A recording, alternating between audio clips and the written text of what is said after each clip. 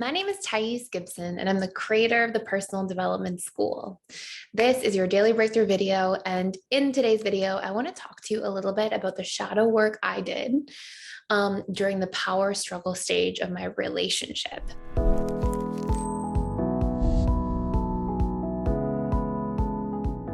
So I'll share a little bit of context. I've decided to share for this little period of time, maybe for the whole month of sort of like end of August to end of September or something. I'm going to do like more personal shares and tell more stories to kind of illustrate some of these tools that I teach on this channel and that we can learn, because stories are a great way for learning. So every relationship, if you're not already familiar, has a power struggle stage. Generally, the more securely attached you are and the better you do or sort of navigate the dating and honeymoon stage of a relationship, the easier the power struggle stage is. Now, better doesn't mean that we're not trying hard, right? Better often means that often our subconscious mind is just better equipped because we were exposed to more healthy modeling, healthy conditioning, and patterns of behavior growing up. So when I first met my husband now, this is about going on 8 years ago. And I was, prior to him, had worked on myself very hard for about 3 going on 4 years. And done a lot of like deep inner self work. And prior to that was like super fearful avoidant with an anxious leaning, but definitely had a very strong avoidance side. And when I met him, because I'd done a lot of work, I'd probably become dominantly securely attached, but I hadn't really done work in a relationship yet because I was very single for that period of time that I was healing. And I was like really focusing on just myself. And I was like, I told myself I wasn't going to date anybody or talk to anybody or anything. And so had really taken that time out for myself, but hadn't like worked in a relationship just yet.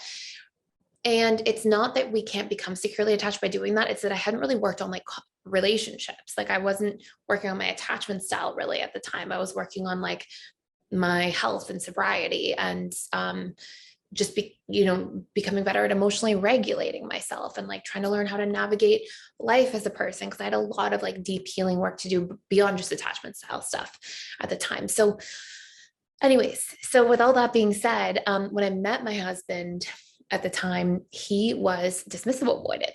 And he had also gone through like a small period of starting off with like some deeper introspection and like more self-work, but probably for about a year. And definitely not like as intensively as myself, because it wasn't like his need in the same way. But we were sort of coming from a similar space of like having taken time out for ourselves and sort of like getting into a relationship and dating each other at the time. So this is, we went through the dating stage, everything like that. I realized at some point in the relationship, like, oh, he's probably DA. But I really saw his DA side when we started living together.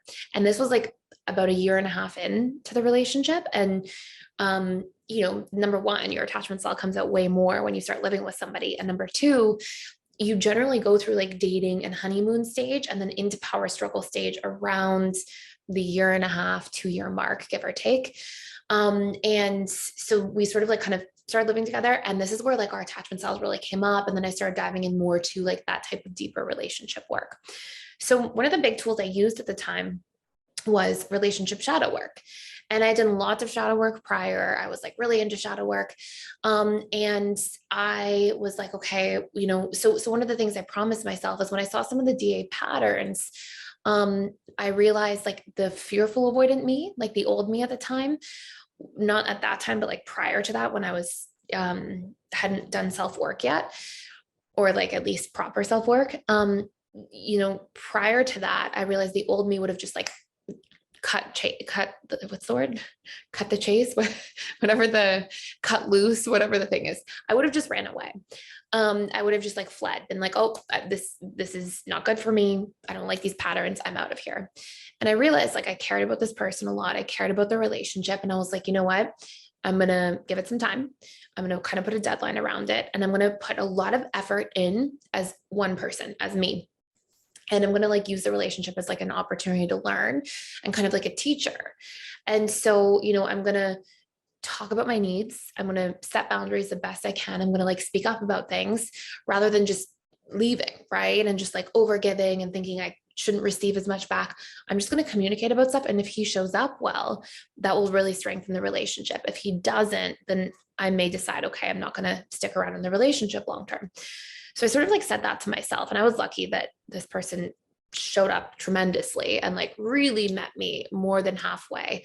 And for sure, there was still a power struggle stage that probably lasted like 8 months or so of like trying to navigate the relationship in this way and trying to sort of like figure things out. And so anyways, so going to the relationship shadow part, this is the tool that I used a lot. So I would be like, okay, when I would feel triggered, the major things that would trigger me in the relationship. So if you're not already familiar with shadow work, by the way, the relationship shadow. So the shadow is essentially the parts of ourselves that we try to deny or hide. We kind of repress, in Carl Jung's words, who's the creator of shadow work. And basically what happens is when we're getting conditioned, we sort of like repress traits or behaviors within ourselves. And we don't own them. It can be that we don't like really integrate the trait well, or we don't even notice that we have the trait, and we're sort of used to, consciously being in touch with this idea that we kind of repress that trait. And so when somebody else expresses a trait that we're repressing, or that we're out of harmony with in some way, we're not owning, we take it really personally. So basically, think of it this way. The shadow looks like this. The things that I'm triggered about in other people, I'm taking things personally because they are personally not healthily in homeostasis within me. So some examples are, for me personally, like one of the things that was triggering for me was, at the time, my then boyfriend was dismissive, and would sometimes be dismissive when I like got home, and I'd be like, oh, hey, and want to be present. And he would be like in the middle of doing something and not really like look up or things like that. And that at the time drove me nuts. Like I like really did not like that. And I was also aware that like the old me at the time, so the old me prior to that, when I wasn't healing, would have just probably yelled or like left or like shut down back or iced the person out or whatever it was. And I was like, okay, that's not me growing as a person. So me growing as a person will look like me communicating. And best case scenario, I communicate, the problems resolved. Worst case scenario, I just become a better communicator, even if the relationship doesn't work out. And so I did that. And I would be like, hey, this is so going into shadow work. So number one, I looked, right? The shadow work tool is one of the main things, is to look at like what I'm taking personally. Where am I also doing that in the relationship to myself? So I would look and be like, okay, dismissiveness. So I'm triggered that my partner is being dismissive. Where am I dismissive in the relationship to myself? And I saw these places I was still dismissive in the relationship to myself. I mean, I was running a business at the time, and I was like kind of looking out for like other people more than I was myself. I was like dismissing my own needs and kind of justifying it a lot. Like I'd be like, oh, it's fine because this, and this, or like, oh, I'm going to like go out of my way for that person because they're in pain and I'm like pretty good. And, I'm in a good spot. So like my needs matter less. And I was doing these like dismissive things, and I didn't even realize without shadow work. Like I literally realized like the nuances of some of these things that I was doing because of shadow work. And so then shadow work shouldn't just stop there. For those of you who like shadow work, it shouldn't just be like, oh, I own the trait and I see that I'm also dismissive in the relationship to myself. It should be, okay, well, what's my strategy to break this, right? If we don't change that, then shadow work is just a tool for awareness. And so then I would be like, okay, well, what is my strategy? And so my strategy would be to literally go in, and every time I felt dismissed, to talk about it, to be like, hey, I need you to be present right now. I just got home. Like, hey, I don't like when you're not present. Like, can we have a moment to be present? And I've shared this before, like in PDS, for those of you who are listening to this. But like now, it's been years now, but it didn't take that long. It took that time, that like 8 or so months, to really get out all the kinks in the relationship. And it was both ways. I still had fearful avoidant tendencies that I had to work through. I would like sometimes be hot and cold a little more than was like really reasonable at the time too. And sometimes I still would be boundaryless and then get mad about it later. Like I still had things to work out in the power struggle stage, right? Like I definitely still had probably a secondary FA attachment style. And now, or during that time, really, that the relationship changed from that. Like I would get home And my partner would like drop everything and be present and be, or I'd be like, hey, when are you coming home? Like, let me know so I can plan. And like really make an effort. And even like now, if I like walk by in our house or something and he has headphones on because he's working or something, he'll come out of the room and be like, hey, did I ignore you? Like, did you say something? I had headphones on. Like, I'm sorry. Like, and really made an effort. Now, this isn't a guarantee that everybody's going to make an effort. Obviously, there's lots of contributing factors that can lead to that. But one thing that was so beautiful and powerful for me is I realized by showing up for myself, by not dismissing myself, by using shadow work as this tool to sort of see what my own experience was and how I was also doing that to myself and work on that in the relationship to myself and in all these different areas, like not dismissing my feelings because other people are more in pain than I am and I'm okay. And, not like having all these justifications for being dismissive to myself, actually working that out first in my life and then communicating about that second, like really resolve this. Like I do not have experiences of this any longer. And if I did, it would be totally okay. Right. Cause I would just say, hey, whoever it was with, I'd be like, excuse me, that didn't feel good or, whatever it might be. So that was one really powerful shadow work. So I want to share a few more. If this is helpful, hopefully this is helpful for you. I know this isn't as organized of a video, but I was like, hopefully the story will be helpful to kind of like learn from. And also, if you want to do a deep dive, I have a full shadow work course that goes like in so much detail. It's one of my favorite courses at PDS, and you can check it out for free for 7 days. It goes through your relationship shadow, all the different ways. Shadow work isn't just where you do these things in relationship to self. There can be other forms, like where you do these things to other people, to the person you're judging. Like there's other dynamics in here, but and I'll share this actually. So like if we use the term dismissive, right, where am I dismissive to other people? So one thing that would happen to me, which is so interesting, right? You'll see this dynamic for those of you who get triggered by dismissiveness, is I would like give so much to people and then I would run out of energy. My emotional bandwidth would run out. And then I would like not answer things as much or not be as present in my communications when I wasn't around people. And that was like my own form of dismissiveness, right? Like I was dismissive too, just in a different form than the one that I was judging. I was a very not dismissive person when I was person to person, but I was dismissive when I was not person to person, right? And you'll see that a lot of the time. And the flip side of that is where was I dismissive to the person I was judging, right? So I like to go these 3 areas. You won't always find answers in all 3, but like it was really interesting. And guess what I would do before I decided to do shadow work on this? If my husband, but then partner, was dismissive to me, I would go I'd be cold. I'd be dismissive right back. Oh, he doesn't want to talk when I come home from work.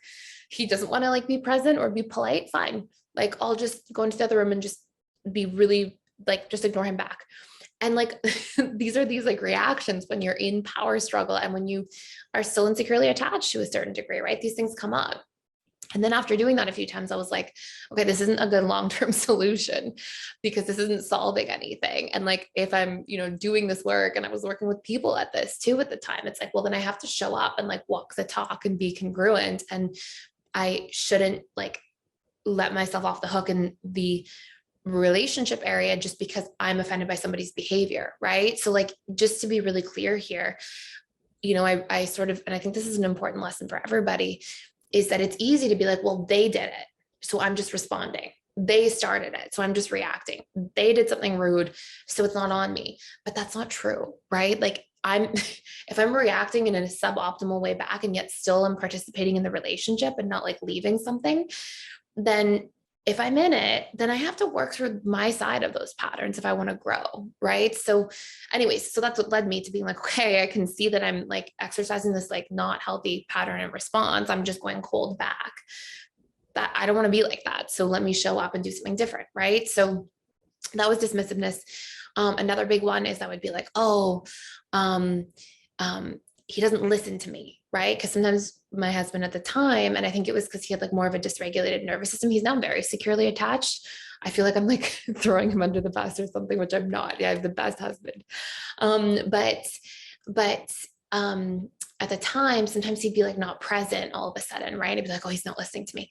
And I would have 2 things come out of that. He doesn't listen, he doesn't care.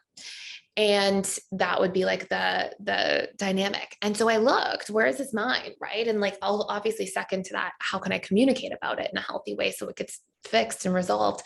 But whereas this mind became, where do I not listen to myself? And one thing I saw is, and this was a really important lesson for me, is that I had done so much healing at this point as an individual, not as much in attachment style relationships, although there was a good bit happening and like spilling over into there. But as an individual, that I thought like I came from like all this suffering to like this like regulated place. And I thought like, oh, I'm now invincible and I'm totally fine. So now I should go help people in need. And if somebody's in need, like, and they're suffering more than I am, then like my feelings don't matter because I'm okay and they're not. So like, then I should just give everything to them in that moment. And I was doing this when I had started my practice. Like I was working with people and I was doing this. And I still had like pretty good habits to stay regulated, but like I still had boundary work to do. I still had healing to do in this area, like things to work on and pay attention to. And it was fine for a while because I was just so excited to work with people and so excited to start my practice that I was kind of like on that like high note of all of it. But then through shadow work, literally from doing this work with my husband and doing it there, I realized like, oh my gosh, I don't listen to myself when other people are in pain. Like I would stay sometimes in a session with somebody for so much longer than the time was there. And I would like have to go or like have things to do or like, you know, like if it was like an hour session, sometimes I'd be there for like 2 hours at the end of the day with somebody or something like that. And I would like kind of be violating my own boundaries, but it was kind of disguised because I'd be so passionate about working with the person and I would care so much about them. And then I would justify and be like, oh, they're in pain and I'm okay. So then I don't matter basically, right? Then I don't care about me. And it was so interesting because this thing that would trigger me in my relationship to my husband would actually be reflecting to me the way I was treating myself in my own relationships with work. And realizing that like through shadow work, I realized, oh, this thing over here is actually reflecting my relationship to myself over here. And that helped me clean that area up of my life and be like, okay, like I'm going to keep bringing this accidentally home into my relationship and giving meaning to situations like that. Because it's a reflection of my shadow self. It's a reflection of a behavior I have in the relationship to myself in a different form. So by working through that, I realized, oh, wow, like, so that's the cool thing about shadow work is it kind of gives you like a 360 view into your life. Something that you are taking personally over here can actually represent a way you're treating yourself over here. And it gives you the insight to then, just like we talked about, shadow work can't just be a tool that we recognize. It has to be an action we then take to follow, right? Like we have to break the pattern. So then I learned to have better boundaries. I practiced, I did exposure work. I let people know ahead of time in my practice, like, hey, I have been really generous with time. But, I've got a lot going on and I have to be more congruent with my time boundaries going forward. And that was okay to say and to do. And so then, I also had a conversation with my husband about that and had dialogue and said, when you're not present, this is what comes up for me and here's what I need instead. And can we work on it? And he was like, absolutely. And that worked really well.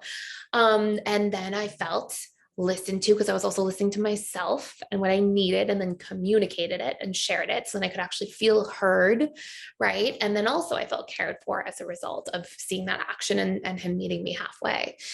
So there's probably other ones. Those are some of the ones I thought of off the top of my head. I'm sure I could do shadow work in like family relationships or friendships, but for those of you who are not familiar, these are some of the big points to follow and to pay attention to. And hopefully this all makes a whole lot of sense. And if you want to check out the shadow work course, it's all based on these sorts of patterns, helping us check in with our shadow in different forms, but also doing a lot of reconditioning work. And actually in that course sort of overlap a little bit of reparenting work at the subconscious level with shadow work. It's very deep and very powerful if you're interested in doing a deep dive into the topic. So you can check it out for free again for 7 days using the link below. And that's it for today. Thank you so much for watching and for being here. Please like, share, and subscribe if you haven't already, and I will see you in the next video.